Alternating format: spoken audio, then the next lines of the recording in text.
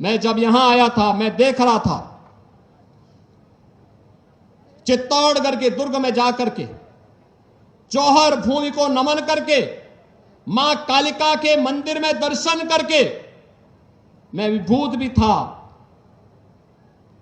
भाषा अवरुद्ध थी, भावनाओं से भरी हुई थी और इस बात को लेकर के भरी हुई थी।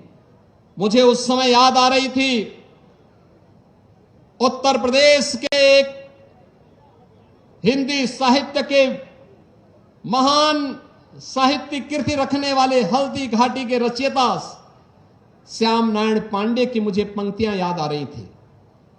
मैं देख रहा था उनकी पंक्तियां हल्दी घाटी में, मुझे बहुत उसके साथ कर रही थी। मैं चित्तौड़गढ़ को जब देख रहा था, इस वीर भूमि को जब मैं देखता हूं और मुझे याद आती है उनकी पंक्तियां कि एक लिंग का आसन है, इस पर न किसी का शासन है। याद करिए ना, आज खिलजी वंश को कोई जानने वाला नहीं है। बाबर और औरंगजेब का, अकबर की खानदान का कहीं अता पता नहीं है। याद करिए, खिलजी के नाम पर भारत के अंदर कोई नमूना दिखाई देता है क्या? अकबर या बाबर या औरंगजेब के नाम पर कोई दिखाई देता है क्या? कोई सोहदा दिखाई देता है क्या? कोई नहीं दिखाई देता होगा। लेकिन महाराणा प्रताप की वंशावली, महाराजे साहब की उपस्थिति आज भी सैकड़ों वर्षों के बाद हमारे सामने है। वीरांगना पद्मिनी की वंशावली हमारे सामने है, वीर हमीर की वंशावली हमारे सामने है। और इसीलिए तो हमने कहा कि एक लिंग का आसन है, इस पर न किसी का शासन है। नित सिहक रहा कमलासन है, यह सिंहासन सिंहासन है।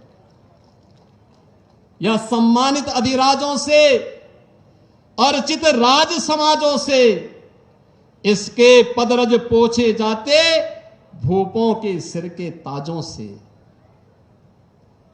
इसकी रक्षा के लिए हुई कुर्बानी पर कुर्बानी है, और राणा तो इसकी रक्षा कर, या सिंहासन अभिमानी है। बहनों और भाइयों, आज का ये स्मृति दिवस हमें एक लिंग के शासन के प्रति उस नमन को व्यक्त करने का एक अवसर दे रहा है, जिसको आज जौहर स्मृति संस्थान ने 1982 से लगातार, याद करिए, 1303 से लेकर के कई बार जौहर पर जौहर व्रत का यहां पर धारण करने का कार्य यहां की वीर माताओं के द्वारा, वीरांगनाओं के द्वारा लिया जाता रहा।